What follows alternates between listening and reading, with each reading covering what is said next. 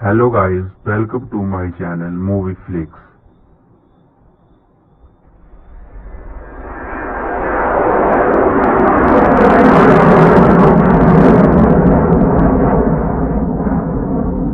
दरअसल फिन अपने दोस्त के साथ मिलकर यहाँ पर ऑल इंडिया नाम के शिप को ढूंढ रहा होता है जो 1715 में कहीं खो गया था। ये वो शिप था जो खजाने से भरा हुआ था और फिन पिछले 8 सालों से इसकी तलाश कर रहा है। वो अपने दोस्त के साथ समंदर की सतह पर शिप के सबूत ढूंढने के लिए ड्रिलिंग कर रहा होता है। ये ड्रिलिंग मशीन ऊपर उसकी बोट पर रखी हुई एक जनरेटर मशीन से चल रही होती है और तभी जनरेटर में स्पार्क होता है जिससे कागज में आग लग जाती है। वो कागज उड़कर इनके सामान में चला जाता है जिससे पूरी की पूरी बोट पर आग लग जाती है और जल्दी वो बोट समंदर की सतह से टकराती है जिससे बहुत सारी मिट्टी उड़ती है और इस मिट्टी के उड़ने से फिन के हाथ में एक प्लेट का टुकड़ा आ जाता है। जो प्लेट का टुकड़ा 1715 का होता है। दरअसल रानी के दहेज में ये प्लेट उसे दी गई थी और इस प्लेट के टुकड़े को पाने से वो बहुत ज्यादा खुश हो जाता है। फिन अपने दोस्त के साथ पानी की सतह पर आ जाता है और ये दोनों देखते हैं कि वहां पर इनकी बोट नहीं है। दरअसल इन दोनों बेवकूफों को ये पता ही नहीं था कि जिस चीज के गिरने से रेत उठी थी प्लेट इनके हाथ में आ गई वो इनकी बोट ही थी जो अब पानी में डूब चुकी है। ये दोनों के दोनों अब समझ चुके हैं कि इनकी पानी में बोट डूब चुकी है और तभी यहाँ पर दो लोग आते हैं जो फिन को गन पॉइंट पर अपने साथ अपने बॉस के पास दूसरे शिप में ले जाते हैं। ये एक गैंगस्टर है और इस गैंगस्टर ने फिन को बहुत पैसे दिए थे और अब इसे अपने पैसे चाहिए लेकिन फिन के पास कोई भी पैसा नहीं बचा।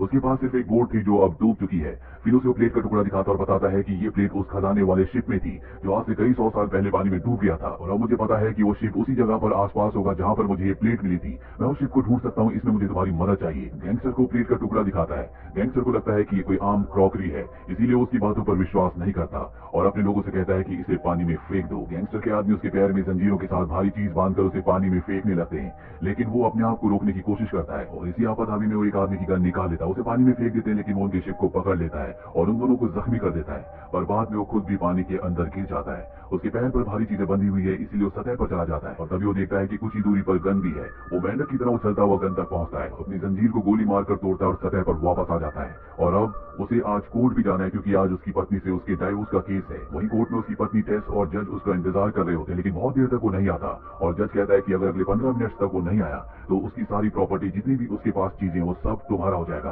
और तुम्हें डाइवोर्स भी मिल जाएगा। और होता भी ऐसे ही। फिन उस जगह लेट पहुंचता है। तब तक जज अपना फैसला सुना चुका होता है जो फिन की वाइफ के फेवर में जाता है। फिन अपनी वाइफ को समझाने की कोशिश करता है लेकिन उसकी वाइफ कहती है कि मैं तुमसे परेशान हो चुकी हूँ। 8 साल पहले तो मुझे खजाने के लिए छोड़कर चले गए थे और अब मैं अपनी लाइफ को अपने तरीके से जीना चाहती हूँ, अपनी स्टडीज को कंप्लीट करना चाहती हूँ। फिन उससे पूछता है कि इसके लिए तुम्हारे पास पैसे कहाँ से आएंगे। वो बताती है कि जज ने मेरे फेवर में फैसला सुनाया है और तुम्हारी जितनी भी चीजें हैं अब उन पर मेरा अधिकार है। मैं तुम्हारी बोट बेचकर अपनी स्टडीज को पूरा करूंगी। फिर उसे बताता है कि मेरी बोट डूब गई। ये सुनकर टेस को बहुत गुस्सा आता है और वो एक छड़ी से उसके सिर पर वार करती है लेकिन अब टेस को बताता है कि मुझे वो जगह मिल गई है जहां पर वो डूबा हुआ जहाज है जिसके अंदर खजाना है और वो कागज पर उसे एक लोगो दिखाता है जो उसी शाही प्लेट का होता है जो उससे उस गैंगस्टर ने ले ली है। टेस इस लोगो को देखकर खुश हो जाती है क्योंकि वो इस लोगो को पहचानती है। वो कहती है क्या तुम मुझे प्लेट को दिखा सकते हो। वो कहता है कि वो प्लेट इस वक्त मेरे पास नहीं है। टेस को लगता है कि फिन उससे झूठ कह रहा है इसीलिए टेस दुखी होकर यहाँ से चली जाती है और अपनी पुरानी जॉब को एक बार फिर से ज्वाइन कर लेती है जो कि एक यॉट में होती है। उसके बॉस का नाम निगल है। दरअसल वो किसी भी तरह से पैसे कमाना चाहती है ताकि पैसे जमा करके वो शिकागो जाकर अपनी स्टडीज को पूरा करे। वो अपने बॉस के पास जाती है और कहती है कि मैं यहाँ से निकल जाना चाहिए। दरअसल वो नहीं चाहती कि फिन यहाँ पर पहुंचे और उसका बॉस निगल यहाँ से निकलने के लिए मना कर देता है। वो कहता है कि मेरी बेटी यहाँ पर आने वाली है, उसे यहाँ आसपास के किसी आइलैंड पर शॉपिंग करनी है। वही फिन को दिखाया जाता है जो बाहर में अपने उसी पुराने दोस्त से मिलता है जिसके साथ वो खजाना ढूंढ रहा था। उसका दोस्त उसे कहता है कि यहीं पास में एक यॉट है जिसके अंदर एक बहुत ही अमीर आदमी है जिसका नाम निगल है। वो तुम्हें तुम्हारे खजाने के लिए फंडिंग कर सकता है। फिन पूछता है लेकिन मैं उस तक पहुंचूंगा कैसे। वो बताता है कि उसकी बेटी एक चॉपर से यहाँ पर आने वाली है, अगर तुम्हें उस तक पहुंचना है तो तुम्हें उसकी बेटी से दोस्ती करनी पड़ेगी। और तभी ये देखते हैं कि चॉपर से कोई लड़की यॉट पर उतरती है। दरअसल ये निगल की बेटी है। निगल की बेटी इसके बाद अपनी बोट से आइलैंड की तरफ आने लगती है। फिन भी अपनी मोटर बोट से यॉट की तरफ जाने लगता है और तभी निगल की बेटी की हैट हवा में उड़ जाती है। फिन भी उस हैट को बचाने के लिए उस तरफ कूदता है। वो उसकी हैट को बचा लेता है लेकिन तभी फिन की जो मोटर बोट होती है उसे निगल की बेटी की बोट टक्कर मार देती है। फिन पानी में गिर जाता है लेकिन निगल की बेटी उसे पानी से ऊपर खींचकर अपनी बोट में ले आती है और फिन को यॉट में ले जाया जाता है जहां पर निगल पहली बार उससे मिलता है। उसकी बेटी कहती है कि इसने मेरी हैट बचाने की कोशिश की थी, ये बहुत ही अच्छा इंसान है।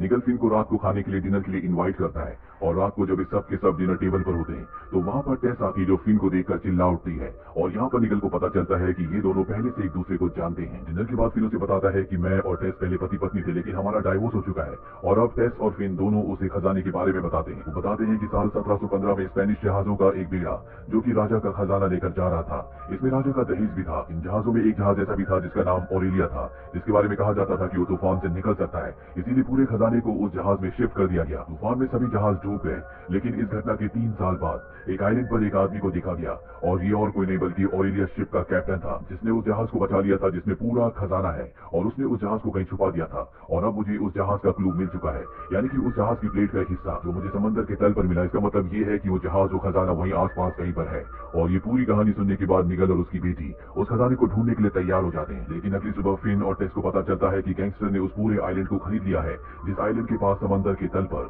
फिन को उस शाही प्लेट का टुकड़ा मिला था। टेस फिन पर गुस्सा हो जाती है और कहती है कि तुम्हें उसे उस खजाने के उस जहाज के बारे में नहीं बताना चाहिए था। अब हम खजाने को कैसे ढूंढेंगे? फिन कहता भले उसने आइलैंड खरीद लिया है, लेकिन उसने पानी नहीं खरीदा, और वहीं पर वो जहाज है। और जब वहां पहुंचते तो देखते हैं कि एक जहाज पहले से पानी के अंदर कुछ ढूंढ रहा है, और ये और कोई नहीं बल्कि फिन का पुराना मेंटोर होता है। वो फिन से कहता है कि खजाना मेरा है।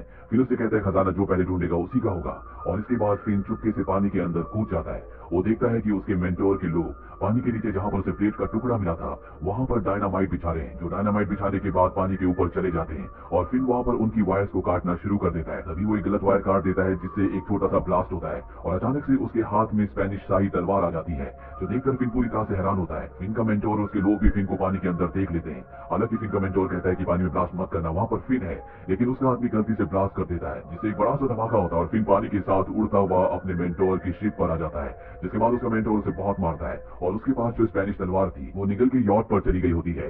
इसके बाद फिन को वापस निगल के यॉट पर भेज दिया जाता है। रात को फिन जब अपने कमरे में होता है तो कुछ सोच रहा होता है, वही टेस भी कुछ सोच रही होती है, और वो फिन के कमरे में जाती है, लेकिन फिन वहां पर नहीं होता।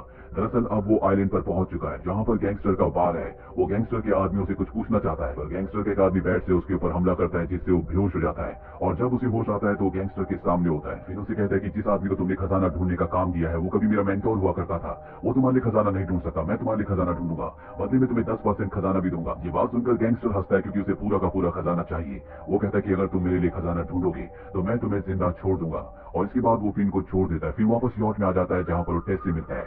टेस उससे पूछती है कि तुमने गैंगस्टर से कितने पैसे लिए हैं? वो कहता है कि मैंने उससे $60,000 लिए हैं, और अगर मैंने उसे वापस नहीं लौटाए तो मुझे मार देगा। अगली सुबह होने के साथ सब के सब एक बार फिर से समंदर के तल पर खजाने को ढूंढना शुरू कर देते हैं, पर पूरा दिन ढूंढने के बाद भी उन्हें खजाने का नामो निशान वहां पर नहीं मिलता। रात को फिन, टेस, निगल और इनके सभी साथी बैठे होते हैं, सबके सब हताश होते हैं। इन्हें समझ नहीं आता कि इन्हें वो खजाना और शिप क्यों नहीं मिला। फिन कहता है कि यहाँ का पानी बहुत साफ है, अगर यहाँ पर वो शिप होता तो आज तक किसी न किसी को जरूर दिख गया होता, यानी कि शिप यहाँ पर नहीं है। तभी इनकी यॉट का कैप्टन आता है और कहता है कि तूफान आने वाला है, इसीलिए हमें यॉट को नॉर्थ बीच पर ले जाना होगा।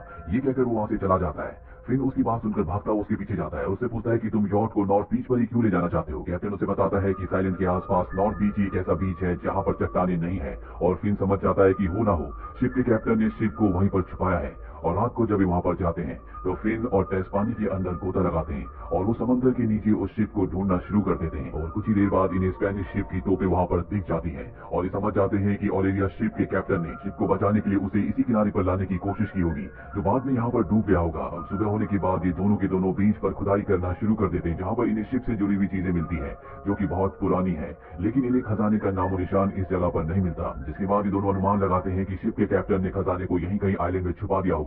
और यहाँ आइलैंड पर एक बहुत पुरानी चर्च है।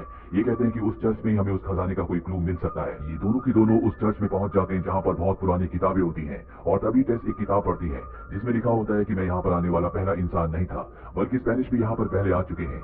यहाँ पर एक औरत भी थी जिसका नाम ऑरेलिया था, और उसकी कब्र अब भी वहीं पर है। ये सुनकर दोनों के दोनों हैरान हो जाते हैं, क्योंकि ऑरेलिया किसी औरत का नहीं बल्कि उस शिप का नाम था जिस शिप के अंदर खजाना था। ये दोनों अब कब्रिस्तान में जाते हैं, जहाँ पर इन्हें ऑरेलिया नाम की कब्र मिल जाती है। और जब ये उसे खोलते हैं तो उसके अंदर से एक ड्रम निकलता है, जिसमें कुछ नोट्स होते हैं जो शिप के कैप्टन ने लिखे थे। और उसने लिखा होता है कि बहुत ढूंढने के बाद मुझे इस टापू पर खजाना छुपाने की जगह मिल गई, लेकिन उस खजाने को कोई भी ढूंढ नहीं सकता, क्योंकि जिस जगह मैंने खजाना छुपाया है वो एक डेथ ट्रैप है, जिसमें पूरे साल पानी भरा रहता है। सिर्फ दिसंबर में 1 या 2 बार ही वहां पर इंसान जा सकता है। ये सब सुनने के बाद फिन समझ जाता है कि उसने खजाने को ब्लो होल में छुपाया है। ब्लो होल वो होता है जो समंदर से जुड़ी हुई एक तरह की गुफा होती है, जो सतह पर आकर खुलती है, लेकिन यहाँ पर हमेशा पानी भरा रहता है। और इससे पहले कि ये दोनों उस जगह जाते, यहाँ पर गैंगस्टर अपने आदमियों के साथ आ जाता है। वो फिन से वो डायरी मांगता है जो उसे कब्र के अंदर से मिली थी। फिन डायरी उसकी तरफ फेंक कर मारता है और इसके बाद इनके बीच में हाथापाई होना शुरू हो जाती है। फिन और टेस किसी तरह से यहाँ से बाइक लेकर निकल जाते हैं। तो तभी टेस बाइक से गिर जाती है और जब फिन पीछे देखता है तो अचानक से उसकी बाइक एक पहाड़ी से नीचे गिर जाती है, जिससे एक ब्लास्ट होता है। टेस को लगता है कि फिन मारा गया और जोर से चिल्लाती है। यहाँ पर गैंगस्टर अपने आदमियों के साथ आ जाता है और ये टेस को पकड़ लेते हैं, जिसके बाद ये उसे ब्लो होल के पास ले जाते हैं, क्योंकि अब इन्हें भी पता चल चुका होता है कि खजाना कहाँ पर है। ये टेस के पेट पर रस्सी बांधते हैं और उसे ब्लो होल के नीचे भेजते हैं। टेस जब नीचे जाती है तो देखती है कि वहां पर पानी के अंदर एक सुरंग है।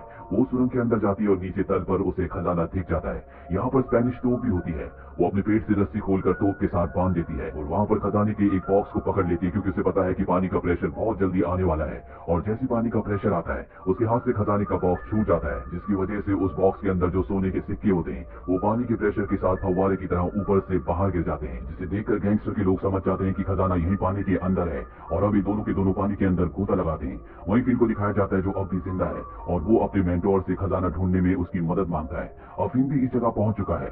गैंगस्टर से देख लेता उस पर गोलियां चलाता है और फिन तब तक ब्लो होल तक पहुंच जाता है। वो देखता है कि नीचे टेस है और टेस को बचाने के लिए नीचे कूद जाता है। गैंगस्टर के दोनों आदमी नीचे होते हैं और अब एक बार फिर से पानी का प्रेशर यहाँ पर आने वाला है, इसीलिए टेस फिन को भी अपने साथ रस्सी से बांध लेती है। लेकिन इससे पहले कि पानी का प्रेशर दोबारा आता, यहाँ पर गैंगस्टर का एक आदमी सोने के सिक्कों का बॉक्स लेकर ऊपर पानी की सतह पर उस तक पहुंच जाता है। गैंगस्टर से पूछता है कि मेरा दूसरा आदमी कहाँ पर है। वो कहता है कि वो अभी पानी के अंदर ही है और तभी गैंगस्टर देखता है कि ब्लो होल के अंदर से पानी का बहुत जोर से प्रेशर निकला है जो लाल रंग का है। दरअसल उसका आदमी भी इस प्रेशर के साथ ऊपर आया था जो चट्टानों के टकराने से मारा गया। और अब ये देखकर गैंगस्टर को बहुत गुस्सा आता है। वो अपने आदमी को वाटर एरो गन देता है और कहता है कि उन दोनों को मार दो। इसके बाद उसका आदमी उस तरफ बढ़ चलता है, लेकिन अब यहाँ पर फिन का जो मेंटोर होता है वो भी आ चुका होता है। वो पानी के अंदर गैंगस्टर के आदमी को देख लेता है जो टेस और फिन को मारने जा रहा होता है, इसी को पानी में कूद जाता है। गैंगस्टर का आदमी वाटर एरो गन से मेंटोर के ऊपर हमला करता है, जिससे उसका पैर जख्मी हो जाता है। इसके बाद इन दोनों के बीच में लड़ाई होना शुरू हो जाती है और तभी गैंगस्टर को दिखाया जाता है जो खजाने के भरे बक्से को ऊपर खींचने की कोशिश करता है, लेकिन वो बक्सा उसके हाथ से छूट जाता है और पानी के अंदर जो उसका आदमी होता है उसके सिर पर जाकर लगता है, जिससे उसकी मौत हो जाती है। और अब टेस और फिन भी पानी के ऊपर आ जाते हैं और तभी गैंगस्टर टेस को पकड़कर प्लेन में बिठा देता है और प्लेन को स्टार्ट करके यहाँ से ले जाने लगता है। टेस उस पर हमला करती है लेकिन गैंगस्टर उसे बेहोश कर देता है। इससे पहले कि प्लेन यहाँ से टेक ऑफ होता निकल की बेटी यहाँ पर आ जाती है, जिसके पास वाटर स्कूटर होता है। वो फिन को उस पर बिठाकर उस प्लेन तक पहुंचा देती है जो टेक ऑफ होने वाला होता है। फिन उसे पकड़ लेता है और अब गैंगस्टर देख लेता है कि फिन प्लेन को पकड़कर लटका हुआ है। वो दरवाजा खोलकर उसे शूट करने की कोशिश करता है, लेकिन तभी टेस होश में आ जाती है और उसे लात मारकर ऊपर से नीचे पानी में फेंक देती है। फिन भी जल्दी से प्लेन के अंदर आ जाता है और वो प्लेन को कंट्रोल कर लेता है और अब इन्हें पता है कि वो स्पेनिश शिप का पूरा खजाना कहाँ पर है। लेकिन फिन को लैंड करना नहीं आता, इसीलिए इनका प्लेन क्रैश हो जाता है, लेकिन ये दोनों बच जाते हैं। और इसके बाद फिन टेस को एक बार फिर से शादी के लिए प्रपोज करता है, यानी कि ये दोनों एक बार फिर से रिलेशनशिप में आ चुके हैं। इस कहानी के अंत में दिखाया जाता है कि खजाना पाने के बाद ये सब के सब बहुत ज्यादा अमीर हो चुके हैं। साथ ही टेस अब प्रेग्नेंट भी है। इन्हें स्पेनिश शिप का जितना भी खजाना मिला होता है वो सब का सब इन्होंने एक म्यूजियम में रख दिया होता है, जिसे पूरी दुनिया से लोग देखने के लिए आते हैं। और इसी के साथ एक कहानी जिसका नाम है फूल्स गोल्ड